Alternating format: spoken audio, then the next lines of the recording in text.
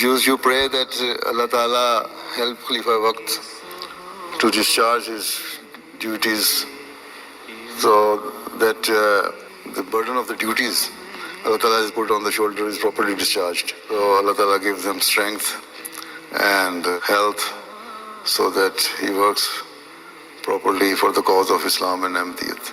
And whatever the plans are in the mind of Khalifa of the time, they are completed with Allah's help in shortest possible time, in the best way, right?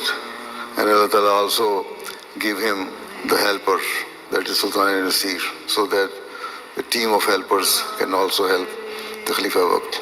And Allah Ta'ala also make us the helper of the Khalifa of the time, so that as we know, we also discharge our duties to help the Khalifa Waqt in completing his assignments and tasks and his wishes and his plans. ہمیں ملے خدا کرے کہ عشق مصطفیٰ ہمارا